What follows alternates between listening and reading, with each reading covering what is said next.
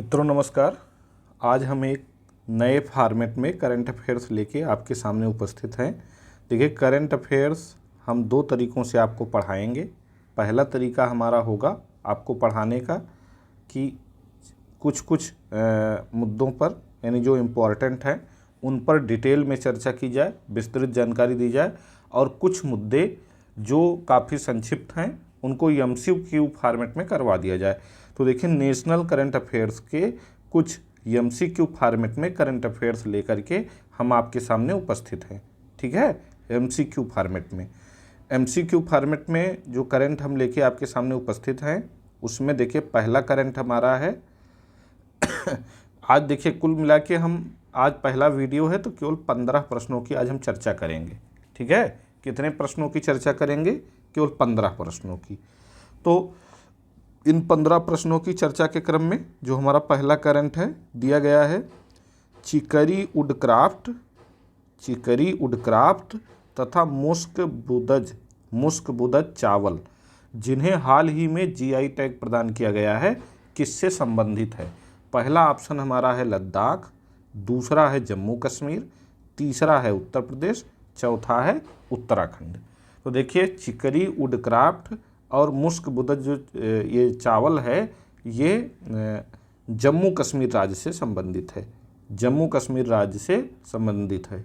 अगर चिकरी वुडक्राफ्ट की बात की जाएगी, चिकरी वुडक्राफ्ट की, तो चिकरी वुडक्राफ्ट जो है ये कहाँ होता है? जम्मू कश्मीर के राजौरी ज़िले में। ठीक है, चिकरी वुडक्राफ्ट, इसकी अगर बात की जाए तो ये कहाँ मिलेगा? राजौरी ज़िले में, जम्मू कश्मीर के राजौरी ज़िले में, राजौरी ज़िले में। ठीक है, वहीं अगर हम बात करें मुस्क बुदज चावल की, तो ये जम्मू कश्मीर के अनंतनाग ज़िले में मिलेगा। कहाँ पे मिलेगा? अनंतनाग में, अनंतनाग। ठीक, तो ये दोनों किससे संबंधित हैं? जम्मू कश्मीर राज्य से संबंधित हैं। ठीक, आया समझ में? चलिए आगे बढ़ते हैं। दूसरा हमारा करंट है, हाल ही में जायद तलवार नौसैनिक युद्धाभ्यास का आयोजन किया गया, भारत और ईरान के मध्य, पहला ऑप्शन है। दूसरा है भारत और यूएई के मध्य, तीसरा है भारत और संयुक्त अरब अमीरात के मध्य, चौथा इनमें से कोई नहीं। देखिए, यहाँ सऊदी अरब होना था, ये संयुक्त अरब अमीरात हो गया है। ठीक है, क्योंकि संयुक्त अरब अमीरात और यूएई एक ही हैं, यूएई का ही विस्तृत फॉर्म संयुक्त अरब अमीरात है। तो जायद तलवार जो नौसैनिक युद्धाभ्यास हुआ था, ये भारत और यूएई के मध्य आयोजित हुआ। किसके किसके मध्य आयोजित हुआ? भारत और यूएई के मध्य। देखिए, इस युद्धाभ्यास में, ये नौसैनिक युद्धाभ्यास था, भारत और यूएई की सेनाओं ने भाग लिया। और ये युद्धाभ्यास कब हुआ? अगस्त 2023 में। कब हुआ है? अगस्त 2023 में। और ये युद्धाभ्यास कहाँ आयोजित हुआ है?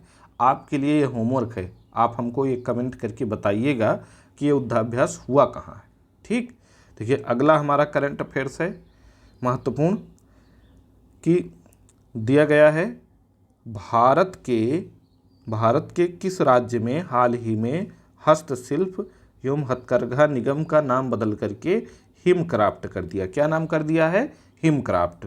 पहला ऑप्शन हमारा है उत्तराखंड, दूसरा है हिमाचल प्रदेश, तीसरा अरुणाचल प्रदेश, चौथा है पंजाब।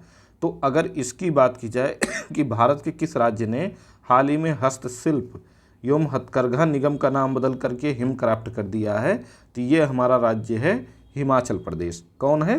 हिमाचल प्रदेश। ठीक, हिमाचल प्रदेश। इसने क्या किया है? अपने हस्तशिल्प एवं हथकरघा निगम का नाम बदल करके हिमक्राफ्ट कर दिया। ठीक, अगला क्वेश्चन हमारा है, हाल ही में किस राज्य द्वारा गुरु गोरखनाथ बोर्ड का गठन किया गया है? गुरु गोरखनाथ बोर्ड। देखिए, पहला ऑप्शन हमारा है यूपी उत्तर प्रदेश, दूसरा उत्तराखंड है, तीसरा राजस्थान है, चौथा हिमाचल प्रदेश है। ठीक है, तो ये कौन सा राज्य है आप बताइए? पहला उत्तर प्रदेश, दूसरा उत्तराखंड, तीसरा राजस्थान, चौथा हिमाचल प्रदेश। देखिए ये गुरु गोरखनाथ बोर्ड का गठन जो किया गया है ये राजस्थान सरकार द्वारा किया गया। किसके द्वारा किया गया है? राजस्थान सरकार द्वारा। ठीक, राजस्थान सरकार द्वारा ये गठन किया गया। और किसके लिए किया गया है? राज्य के पिछड़े वर्ग के लोगों के लिए। ठीक, पिछड़े वर्ग के लोगों के लिए इसका गठन किया गया है। ठीक, चलिए आगे बढ़ते हैं। हाल ही में फ्रांस सरकार द्वारा शेंगेन वीज़ा, कैसा वीज़ा? शेंगेन वीज़ा, ठीक है, शेंगेन वीज़ा देने की घोषणा की गई है। ठीक है, तो फ्रांस किसको देने की घोषणा की गई है? फ्रांस में अध्ययनरत भारतीय छात्रों को, पूर्व भारतीय छात्रों को, भारतीय चिकित्सकों को, फ्रांस में काम करने वाले भारतीयों को, किसको देने की घोषणा की गई आपको बताना है। तो चलिए बताइए क्या होगा इसमें। इसमें देखिए ये वीज़ा जो शेंगेन वीज़ा देने की घोषणा की गई है, वहाँ अध्ययनरत फ्रांस में अध्ययन की मतलब किए हुए पूर्व छात्रों को देने की घोषणा की गई है। किसको? पूर्व छात्रों को। ठीक, शेंगेन वीज़ा पूर्व छात्रों को देने की घोषणा की गई है। अगला देख लेते हैं, राष्ट्रीय बाघ गणना रिपोर्ट। देखिए एग्जाम की पॉइंट ऑफ व्यू से राष्ट्रीय बाघ गणना रिपोर्ट काफ़ी इंपॉर्टेंट है, इसलिए इसको हमने क्या किया है, कई क्वेश्चन में बनाया है, कई क्वेश्चन में इसको तैयार किया है ताकि जो है कोई दिक्कत ना हो, इससे संबंधित कोई भी क्वेश्चन आ जाए तो। ठीक, तो पहला दिया गया राष्ट्रीय बाघ गणना रिपोर्ट 2022 के संदर्भ में सही नहीं है। आपको बताना है कौन सा कथन सही नहीं है। पहला हमारा ऑप्शन है, हाल ही में यह रिपोर्ट विश्व बाघ दिवस के अवसर पर जारी की गई है। बिल्कुल सही है, राष्ट्रीय बाघ गणना रिपोर्ट प्रत्येक वर्ष विश्व बाघ दिवस के अवसर पर ही जारी की जाती है। दूसरा हमारा ऑप्शन है, इसे राष्ट्रीय बाघ संस्थान प्राधिकरण रिपोर्ट नाम दिया गया है। बिल्कुल दिया गया, क्योंकि इसको तैयारी NTCA करता है। NTCA का फुल फॉर्म क्या है? National tiger conservation authority. ठीक है, नेशनल टाइगर कंजर्वेशन अथॉरिटी। तीसरा हमारा ऑप्शन है कि यह प्रत्येक 3 वर्ष पर जारी की जाती है। 3 वर्ष पर। देखिए पिछली रिपोर्ट अगर आपने पढ़ा होगा तो आपको मालूम होगा कि पिछली रिपोर्ट कब जारी की गई थी। पिछली रिपोर्ट जारी की गई थी 2018 में, और अब की जो रिपोर्ट जारी की गई है वो कब जारी की गई है? 2023 में, सॉरी 2022। पिछली रिपोर्ट जारी 2023 में हुई है, लेकिन रिपोर्ट 2022 इसको नाम दिया गया। पिछली रिपोर्ट जो है जारी 2019 में हुई थी, रिपोर्ट 2018 नाम दिया गया था। इसका मतलब क्या हुआ कि यह रिपोर्ट प्रत्येक 4 वर्ष पर राष्ट्रीय बाघ दिवस के अवसर पर जारी की जाती है। और राष्ट्रीय बाघ दिवस कब मनाया जाता है? आप हमको बताइए। राष्ट्रीय बाघ दिवस, नेशनल टाइगर डे अगर कहा जाए, सॉरी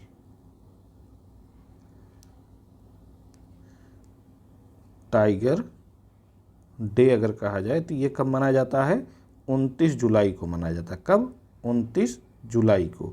इसी दिन ये रिपोर्ट जारी की गई है। किसने जारी किया है?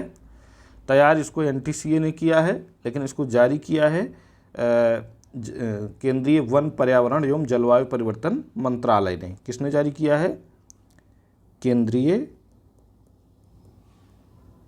वन, पर्यावरण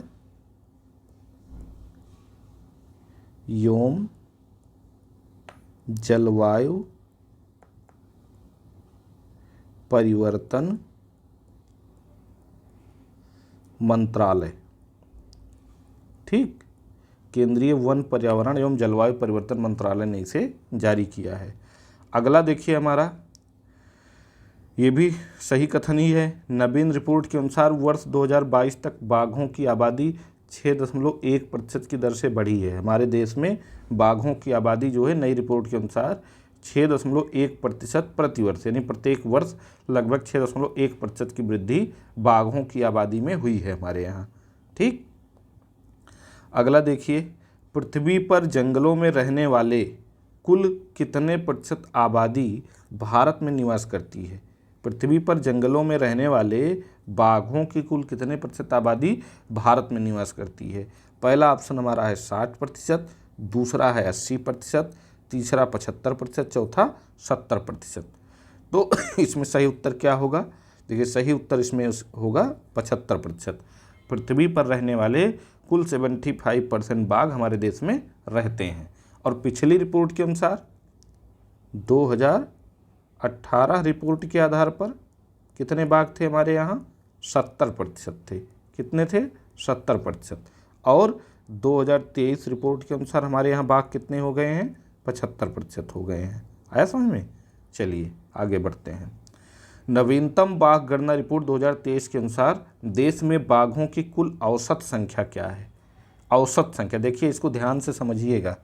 हमारे देश में अगर बाघों की अधिकतम संख्या की बात की जाए तो कितनी है?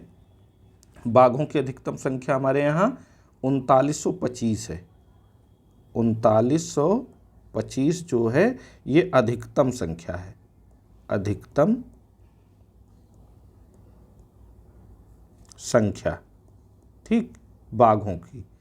और 3167 जो है हमारे यहाँ बाघों की न्यूनतम संख्या है, न्यूनतम संख्या, ठीक। और अगर औसत संख्या की बात की जाएगी तो हमारे यहाँ कुल 3682 है। 3682 जो है ये औसत संख्या है, औसत संख्या, ठीक। तो इस प्रकार हमारे यहाँ बाघों की कुल औसत संख्या यहाँ पूछा गया ना, तो औसत संख्या कितनी हो गई? 3682। तो अगर पूछेगा बाघों की अधिकतम संख्या हमारे देश में कितनी है तो 3925 है। न्यूनतम संख्या क्या है? 3167 है। औसत संख्या क्या है? 3682। और अगर बाघों की संख्या केवल पूछ लेगा तो आप 3167 ही लगाएंगे कि बाघों की नवीनतम रिपोर्ट के अनुसार अब देश में बाघों की कुल संख्या कितनी है, तो आप क्या लगाएंगे? तब आप लगाएंगे 3167 ही, ठीक। और 2967 बाघ जो है हमारे यहाँ 2018 की रिपोर्ट के अनुसार थे। बाघ गणना रिपोर्ट 2018 के आधार पे 2967 बाघ थे, ठीक। तो समझ में आ गया चारों ऑप्शन। अगला देखिए हमारा क्वेश्चन है, निम्न में से कौन सा एक सही सुमेलित नहीं है? मध्य प्रदेश में 785 बाघ हैं, उत्तराखंड में 560 बाघ हैं, उत्तर प्रदेश में 173 बाघ हैं, या उपरोक्त सभी सही हैं, ठीक। तो कौन सा सही है? देखिए मध्य प्रदेश में 785 बाघ हैं, ये बिल्कुल सही सुमेलित है। उत्तराखंड में 560 बाघ हैं, ये भी बिल्कुल सही सुमेलित है। और उत्तर प्रदेश में 2018 की रिपोर्ट के अनुसार 173 बाघ थे। 2018 की रिपोर्ट के अनुसार 173 बाघ थे। और 2023 की रिपोर्ट के अनुसार कितने बाघ हैं उत्तर प्रदेश में? 2022 रिपोर्ट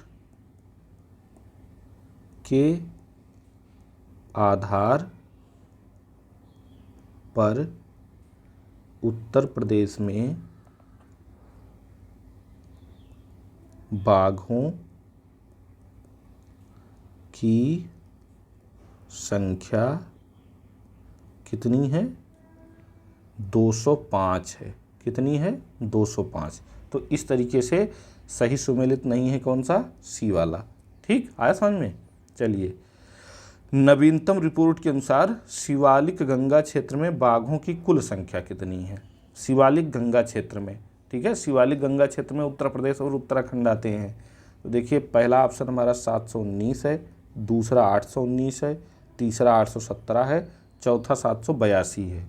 तो देखिए नवीनतम रिपोर्ट के अनुसार शिवालिक गंगा क्षेत्र में बाघों की कुल संख्या इस समय कितनी है? 819 है, 819, ठीक। अगर पूछेगा किस राज्य में सबसे ज़्यादा बाघ हैं, किस राज्य में सबसे ज़्यादा बाघ हैं, तो सबसे ज़्यादा बाघ जिस राज्य में हैं वो है मध्य प्रदेश। कौन सा राज्य है वो? मध्य प्रदेश। अगर पूछ लेगा कि किस क्षेत्र में सबसे ज़्यादा बाघ हैं, तो शिवालिक गंगा क्षेत्र में है। शिवालिक गंगा क्षेत्र, ठीक। और अगर हमसे ये पूछ लेगा कि किस एक टाइगर रिजर्व में सबसे ज़्यादा बाघ हैं, तो वो कॉर्बेट टाइगर रिजर्व में है। किस में है? कॉर्बेट टाइगर रिजर्व, यहाँ पे सबसे ज़्यादा बाघ हैं। आया समझ में? चलिए आगे बढ़ते हैं। अगला क्वेश्चन हमारा है, नवीनतम बाघ गणना रिपोर्ट के अनुसार किस राज्य में बाघों की संख्या सर्वाधिक है? आ गया ना क्वेश्चन, किस राज्य में बाघों की संख्या सर्वाधिक, किस टाइगर रिजर्व में बाघों की संख्या सर्वाधिक है? तो देखिए, पहला ऑप्शन है कॉर्बेट टाइगर रिजर्व उत्तराखंड, दूसरा है पीलीभीत टाइगर रिजर्व उत्तर प्रदेश, तीसरा है बांदीपुर टाइगर रिजर्व कर्नाटक, चौथा है नागरहोल टाइगर रिजर्व कर्नाटक। तो सबसे ज़्यादा बाघ जो पाए गए हैं, अभी हमने ऊपर बताया ही कि कॉर्बेट टाइगर रिजर्व उत्तराखंड में पाए गए हैं। ठीक है, कॉर्बेट टाइगर रिजर्व उत्तराखंड में पाए गए हैं। और यहाँ जो है कुल 400 कुछ बाघ जो है एक साथ पाए जाते हैं। ठीक है, शायद 420 संख्या है, एग्जैक्ट मालूम नहीं, एक बार आप बुक से देख लीजिएगा, आपको पता हो जाएगा। और उत्तर प्रदेश के किस टाइगर रिजर्व में सबसे ज़्यादा बाघ पाए जाते हैं? तो वो पीलीभीत टाइगर रिजर्व नहीं है, वो दुधवा टाइगर रिजर्व है। Dudhwa tiger reserve. अगर पूछेगा कि उत्तर प्रदेश में किस टाइगर रिजर्व में सबसे ज़्यादा बाघ हैं, तो दुधवा टाइगर रिजर्व है। ठीक, याद रखिएगा। अगला क्वेश्चन है, नवीनतम बाघ गणना रिपोर्ट के अनुसार उत्तर प्रदेश के दुधवा टाइगर रिजर्व में बाघों की कुल संख्या है। आ गया ना क्वेश्चन कि उत्तर प्रदेश के, देखिए 205 बाघ तो पूरे उत्तर प्रदेश में है। ठीक है, संपूर्ण प्रदेश में ही हैं, तो ये तो हो ही नहीं सकता कि एक ही जगह सारे बाघ मिल जाएं। ठीक, तो सही उत्तर हमारा है 135। दुधवा टाइगर रिजर्व में, उत्तर प्रदेश के दुधवा टाइगर रिजर्व में जो बाघ पाए जाते हैं उनकी संख्या है 135। अगला क्वेश्चन हमारा है, नवीनतम बाघ गणना रिपोर्ट के अनुसार देश में कुल कितने टाइगर रिजर्व ऐसे हैं, यहाँ जिम हो गया है, मिसप्रिंट हो गया, जिनमें बाघों की संख्या 10 से भी कम है। ठीक है, ऐसे कितने टाइगर रिजर्व हैं? ऑप्शन हमारा है 20, 18, 23, 20, 14, 23, 18। तो सही उत्तर हमारा है 18। कुल 18 टाइगर रिजर्व ऐसे हैं जिनमें बाघों की संख्या 10 से भी कम है। ठीक है, अगला क्वेश्चन है, नवीनतम गणना रिपोर्ट के अनुसार बाघों की संख्या में कमी दर्ज की गई है। देखिए, अधिकांश टाइगर रिजर्व ऐसे हैं जहां पे बाघों की संख्या में वृद्धि हुई है, लेकिन कुछ टाइगर रिजर्व ऐसे भी हैं जहां बाघों की संख्या में कमी दर्ज की गई है। ठीक है, तो वो टाइगर रिजर्व कौन कौन से हैं? ऑप्शन हमारा है आंध्र प्रदेश, तेलंगाना, छत्तीसगढ़, झारखंड, उड़ीसा। मतलब कुछ ऐसे राज्य हैं जहां बाघों की संख्या में कमी दर्ज की गई है। दूसरा है हमारा आंध्र प्रदेश, तमिलनाडु, मध्य प्रदेश, उत्तर प्रदेश, उत्तराखंड। तीसरा है हमारा आंध्र प्रदेश, राजस्थान, मध्य प्रदेश, छत्तीसगढ़, उत्तर प्रदेश, झारखंड। चौथा है इनमें से सभी। देखिए, आंध्र प्रदेश, ए वाला सही है, आंध्र प्रदेश, तेलंगाना, छत्तीसगढ़, झारखंड, उड़ीसा ऐसे राज्य हैं जहां बाघों की संख्या में कमी दर्ज की गई है। ठीक है, आंध्र प्रदेश, तेलंगाना, छत्तीसगढ़, झारखंड और उड़ीसा। ये देखिए एक ही क्षेत्र में सब आएंगे ना, मैप में जब आप देखेंगे तो आंध्र प्रदेश, तेलंगाना, छत्तीसगढ़, झारखंड, उड़ीसा ये सभी जो है पूर्वी घाट से लगे हुए हैं, पूर्वी क्षेत्र में आते हैं, तो वहीं सबसे ज़्यादा बाघों की संख्या में कमी दर्ज की गई है। ठीक, आगे एक क्वेश्चन हमारा इससे हटके है, ठीक है, पर्यावरण से, कि न्यूनतम आय गारंटी विधेयक पेश करने वाला देश का पहला राज्य कौन सा है? देखिए, ऑप्शन है उत्तर प्रदेश, दूसरा उत्तराखंड, मध्य प्रदेश, राजस्थान। तो देखिए, न्यूनतम आय गारंटी विधेयक पेश करने वाला पहला राज्य है राजस्थान। कौन सा राज्य है? राजस्थान। ये राजस्थान ऐसा पहला राज्य है जिसने कोई सामाजिक सुरक्षा स्कीम लॉन्च की है। ठीक है, इस तरह की सामाजिक सुरक्षा स्कीम लॉन्च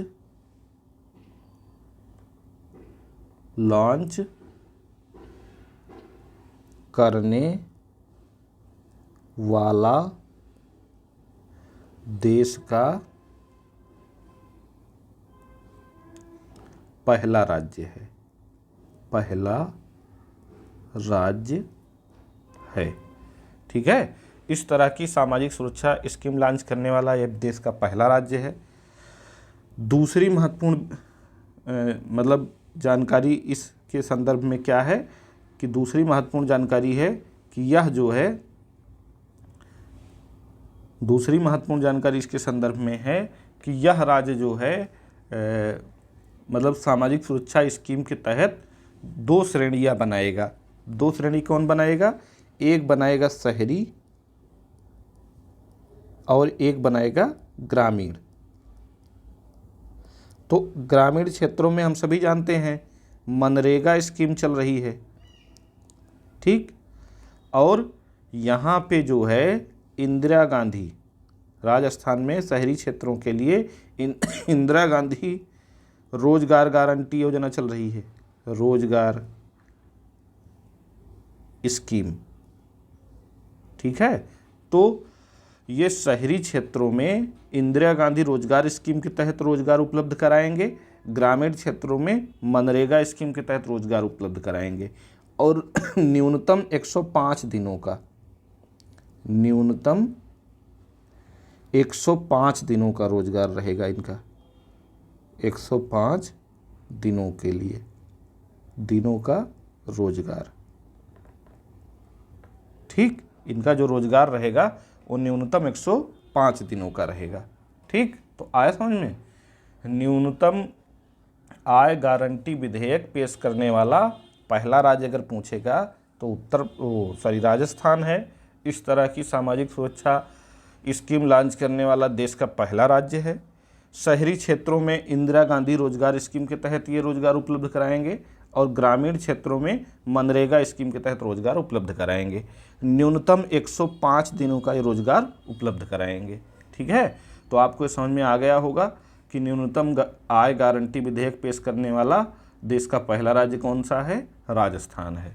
ठीक है, राजस्थान और किन किन कार्यों में पहला राज्य है या क्या क्या ऐसा करने वाला हाल फिलहाल में पहला राज्य बना है? जैसे आपने एक पढ़ा होगा, स्वास्थ्य के अधिकार की गारंटी देने वाला, स्वास्थ्य के अधिकार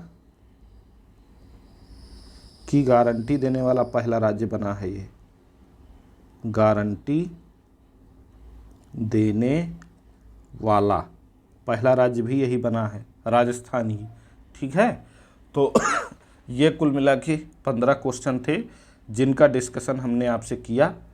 और ये हमारा डिस्कशन आपको कैसा लगा? आपको कुछ समझ में आया कि नहीं आया? मज़ेदार लगा कि नहीं? चीज़ें दिमाग में फीड हुई कि नहीं? आप हमको बताइएगा।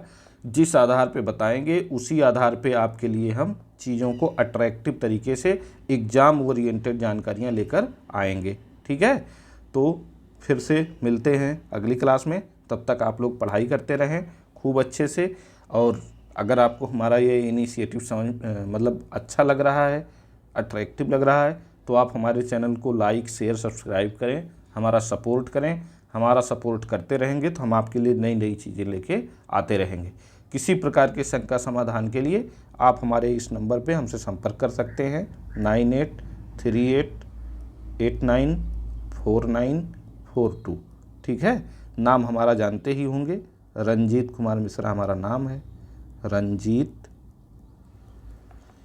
मिश्रा। ठीक है, इस नंबर पे हमसे आप संपर्क करें। अगर किसी प्रकार की कोई प्रॉब्लम होती है तो हम आपके लिए उपस्थित हैं हमेशा। ठीक है, मिलते हैं अगली क्लास में, तब तक के लिए धन्यवाद।